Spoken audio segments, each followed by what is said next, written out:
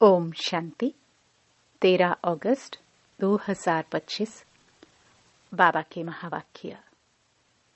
मीठे बच्चे, अकाल मूर्त बाप का बोलता चलता तख्त यह ब्रह्मा है। जब वह ब्रह्मा में आते हैं तब तुम ब्राह्मणों को रचते हैं। प्रश्न: अक्लमंद बच्चे किस राज को समझकर ठीक रीति से समझा सकते हैं? उत्तर: ब्रह्मा कौन है और वह ब्रह्मा सो विष्णु कैसे बनते हैं? प्रजापिता ब्रह्मा यहाँ है, वह कोई देवता नहीं। ब्रह्मा ने ही ब्राह्मणों द्वारा ज्ञान यज्ञ रचा है।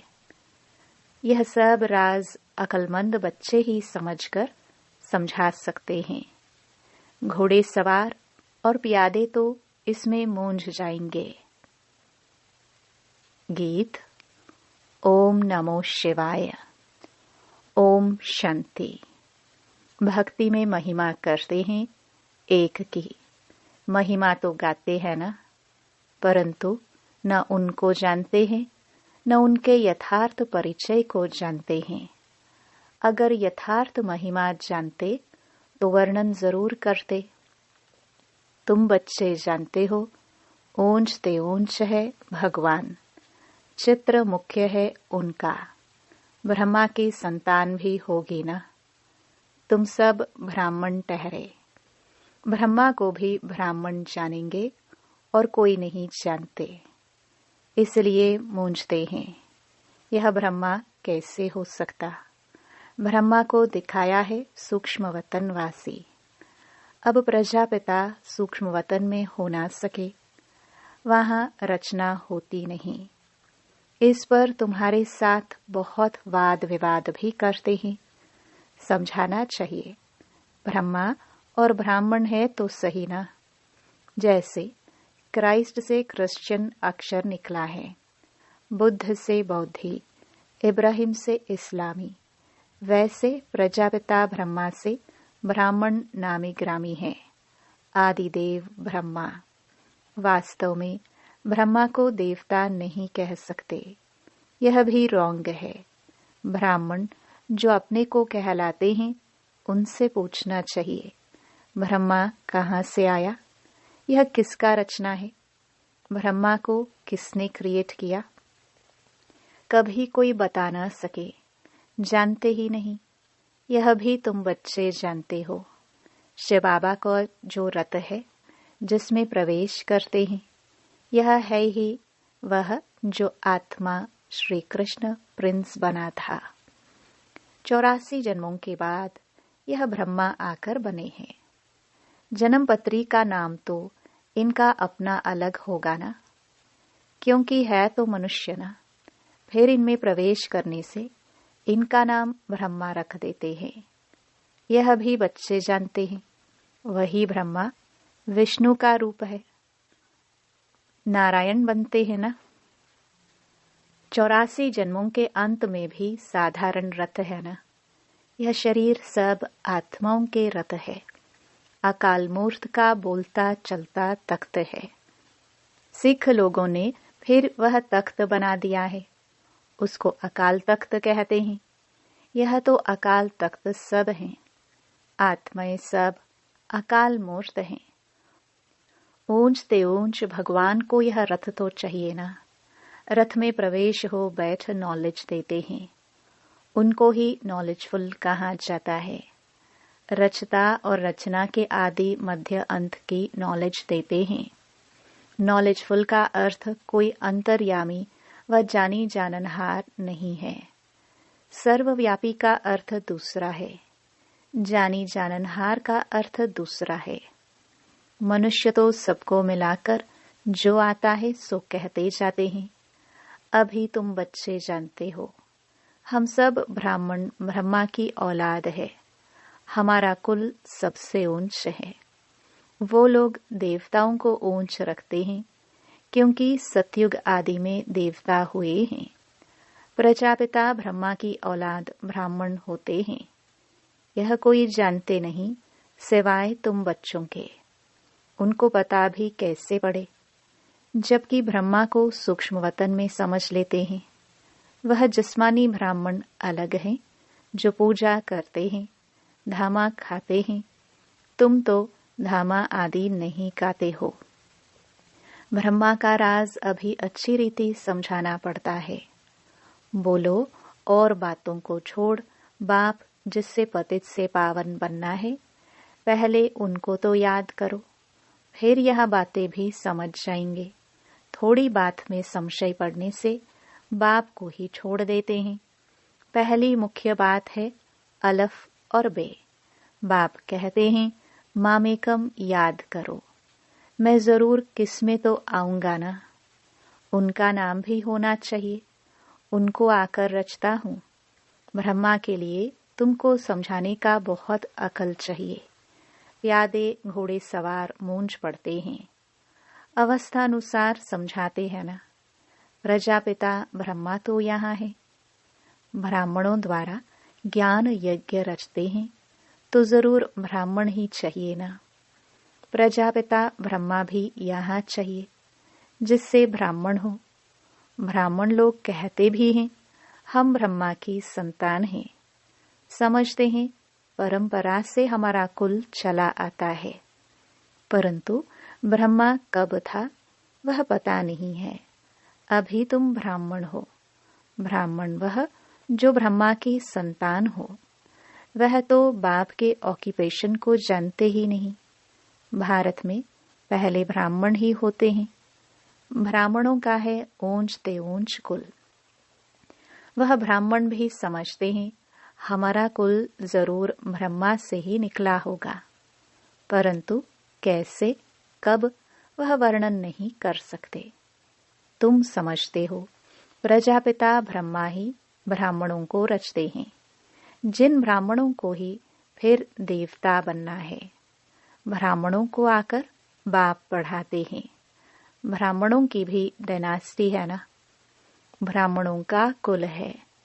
डायनास्टी तब कहा जाए जब राजा रानी बने, जैसे सूर्यवंशी डायनास्टी। तुम ब्राह्मणों में राजा तो बनते नहीं। वह जो कहते हैं कौरवों और पांडवों का राज्य था, दोनों रॉन्ग है। राजा ही तो दोनों को नहीं है। प्रजा का प्रजा पर राज्य है। उनको राजधानी नहीं कहेंगे। ताज है नहीं। बाबा ने समझाया था। पहले डबल सिरताज भारत में थे, फिर सिंगल ताज। इस समय तो नो ताज। यह भी अच्छी रीति सिद्ध कर बताना है। जो बिल्कुल अच्छी धारणा वाला होगा वह अच्छी रीति समझा सकेंगे।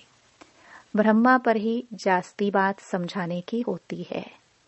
विष्णु को भी नहीं जानते, यह भी समझाना होता है। वैकुंठ को विष्णुपुरी कहा जाता है, अर्थात लक्ष्मी नारायण का राज्य था। श्री कृष्ण प्रिंस होगा तो कहेंगे ना हमारा बाबा राजा है। ऐसे नहीं कि श्री कृष्ण का बाप राजा नहीं हो सकता। श्री कृष्ण प्रिंस कहलाया जाता है तो जरूर राजा के पास जन्म हुआ है। साहूकार पास जन्म ले तो प्रिंस थोड़े ही कहलाएंगे। राजा के पद और साहूकार के पद में रात दिन का फर्क हो जाता है। श्री कृष्ण के बाप राजा का नाम ही नहीं है। श्री कृष्ण का कितना नाम बाला है। बाप का ऊंच पद नहीं कहेंगे। वह सेकंड क्लास का पद है, जो सिर्फ निमित्त बनते हैं श्री कृष्ण को जन्म देने। ऐसे नहीं कि श्री कृष्ण की आत्मा से वह ऊंच पढ़ा हुआ है। नहीं, श्री कृष्ण ही सो फिर नारायण बनते हैं। बाकी बाप का नाम ही गुम हो जाता है जरूर ब्राह्मण, परंतु पढ़ाई में श्री कृष्ण से कम है। श्री कृष्ण की आत्मा की पढ़ाई अपने बाप से ऊंच थी, तब तो इतना नाम होता है। श्री कृष्ण का बाप कौन था, यह जैसे किसको पता नहीं। आगे चल मालूम पड़ेगा। बनना तो यहाँ से ही है। राधे के भी माँ बाप तो होंगे ना, परंतु उनसे राधे का नाम जास्ती है क्योंकि माँ बाप कम पढ़े हुए हैं। राधे का नाम उनसे ऊंच हो जाता है। यह है डिटेल की बातें बच्चों को समझाने के लिए। सारा मदार पढ़ाई पर है, ब्रह्मा पर भी समझाने का अकल चाहिए। वही श्री कृष्ण जो है उनकी आत्मा ही 84 जन्म भोगती है। तुम भी 84 जन्म लेते हो। सब इकट्ठे तो नहीं आएंगे। जो पढ़ाई में पहले पहले होते हैं वहां भी वह पहले आएंगे। नंबरवार तो आते हैं ना। यह बड़ी महीन बातें हैं। कम बुद्धि वाले तो धारणा कर ना सके। नंबरवार जाते हैं। तुम ट्रांसफर होते हो नंबरवार। कितनी बड़ी क्यू है जो पिछाड़ी में जाएंगी। नंबरवार अपने अपने स्थान पर जाकर निवास करेंगे। सबका स्थान बना हुआ है। यह बड़ा वंडरफुल खेल है, परंतु कोई समझते नहीं है। इनको कहा जाता है कांटों का जंगल। यहाँ सब एक दो को दुख देते रहते हैं। वहां तो नेचुरल सुख है, यहाँ है आर्टिफिशियल सुख। रियल सुख एक बाप ही देने वाला है। यहाँ है कागविष्टा के समान सुख। दिन प्रतिदिन तमो प्रधान बनते जाते हैं। कितना दुख है। कहते हैं बाबा माया के तूफान बहुत आते हैं। माया उलझा देती है। दुख की फीलिंग बहुत आती है।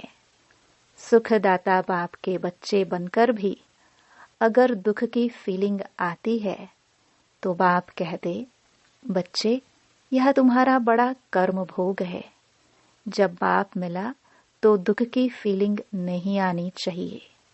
तो पुराने कर्म भोग हैं, उसे योग बल से चुकतू करो। अगर योग बल नहीं होगा तो मोचरा खाकर चुकतू करना पड़ेगा। मोचरा और मानी तो अच्छा नहीं। सजा खाकर पद पाना अच्छा नहीं।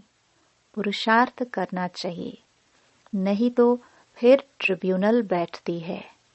प्रजा तो ढेर है। यह तो ड्रामानुसार सब गर्भ जेल में बहुत सजाए खाते हैं। आत्माएं भटकती भी बहुत हैं।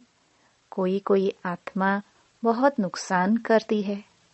जब कोई में अशुद्ध आत्मा का प्रवेश होता है तो कितना हैरान होते हैं। नई दुनिया में यह बातें होती नहीं। अभी तुम पुरुषार्थ करते हो। हम नई दुनिया में जाए, वहां जाकर नए नए महल बनाने पड़ेंगे।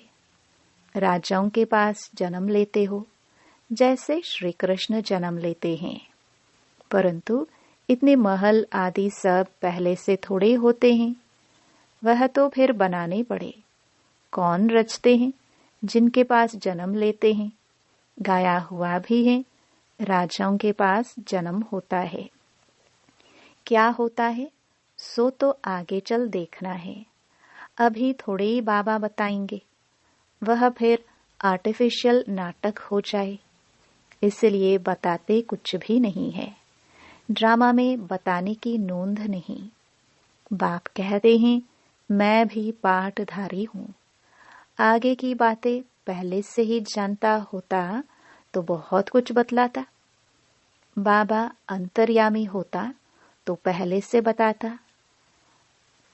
बाप कहते हैं नहीं, ड्रामा में जो होता है उनको साक्षी हो देखते चलो और साथ साथ याद की यात्रा में मस्त रहो।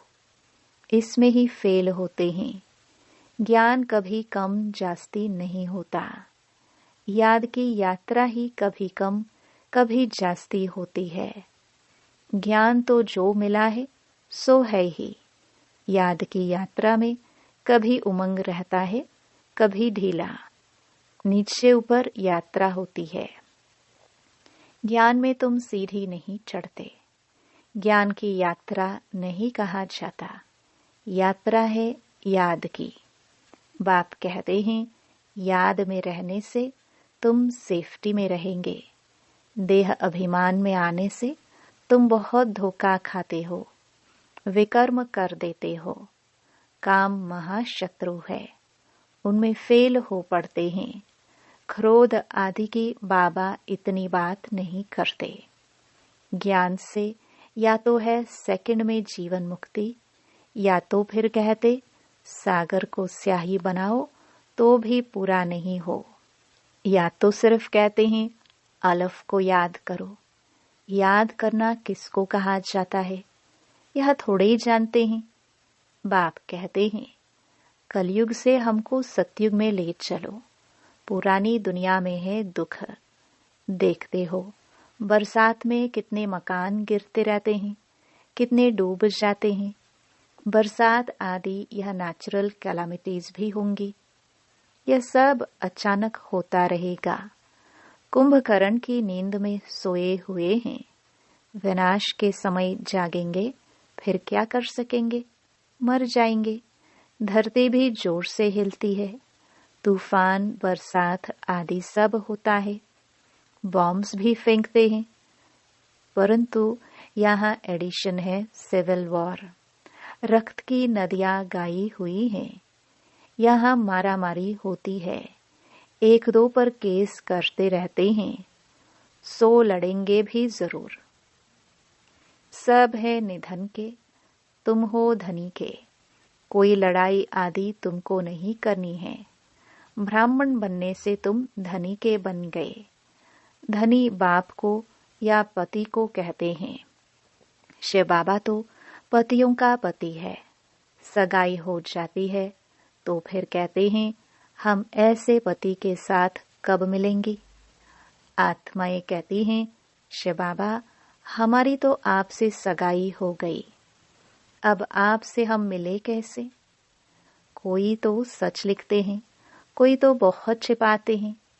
सच्चाई से लिखते नहीं कि बाबा हमसे यह भूल हो गई, क्षमा करो। अगर कोई विकार में गिरा तो बुद्धि में धारणा हो नहीं सकती। बाबा कहते हैं तुम ऐसी कड़ी भूल करेंगे तो चकनाचूर हो जाएंगे। तुमको हम गोरा बनाने के लिए आए हैं, फिर तुम काला मोह कैसे करते हो।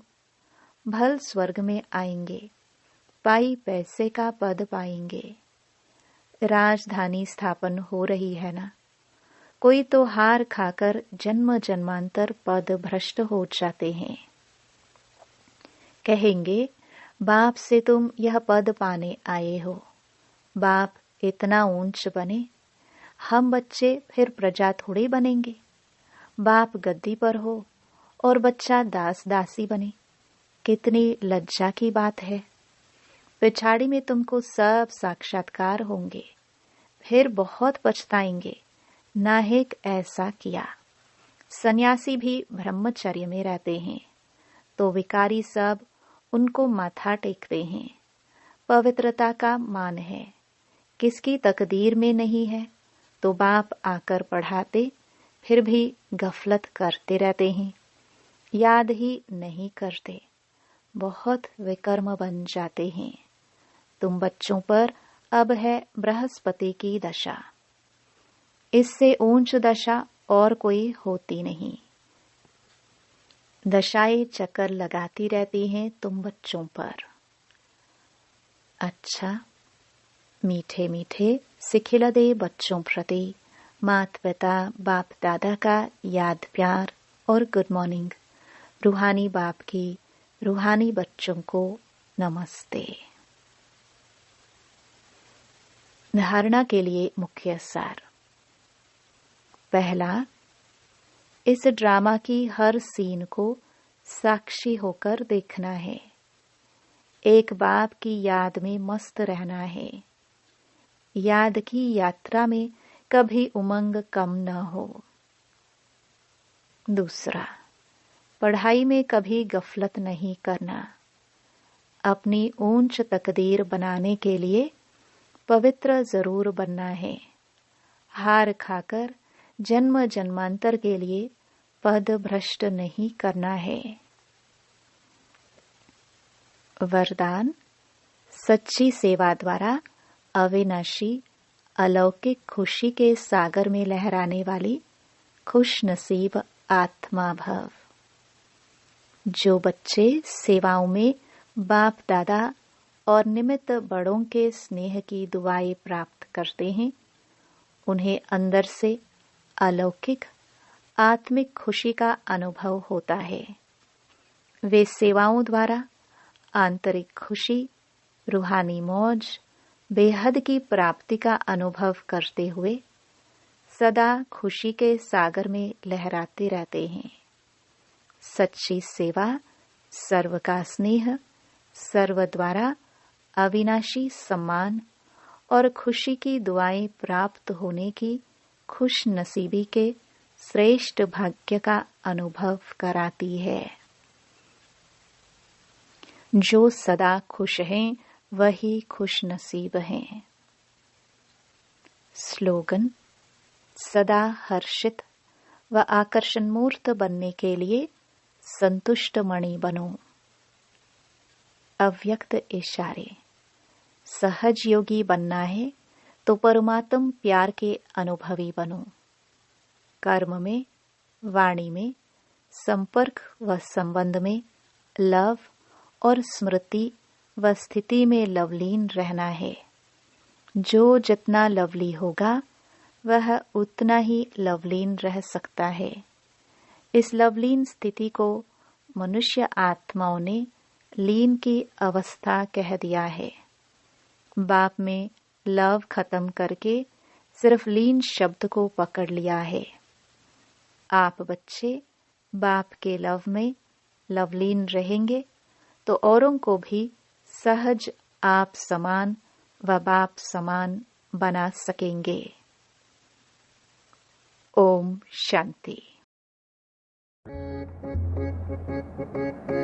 देखा है तुमको बाबा रूहों को प्यार करते, देखा है तुमको बाबा रूहों को प्यार करते। कांटों को बनाया फूल, कांटों को बनाया फूल, तुमने दुलार करके देखा है तुमको बाबा रूहों को प्यार करते। देखा है तुमको बाबा रूहों को प्यार करते। कांटों को बनाया फूल, कांटों को बनाया फूल, तुमने दुलार करके देखा है तुमको बाबा रूहों को प्यार करते।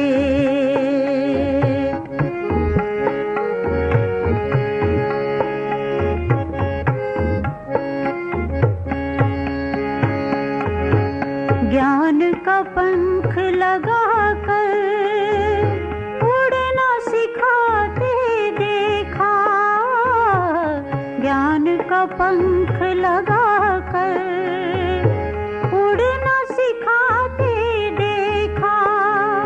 बच्चों को पकड़ के उंगली चलना सिखाते देखा। दिव्य गुणों से बच्चों को देखा श्रृंगार करते।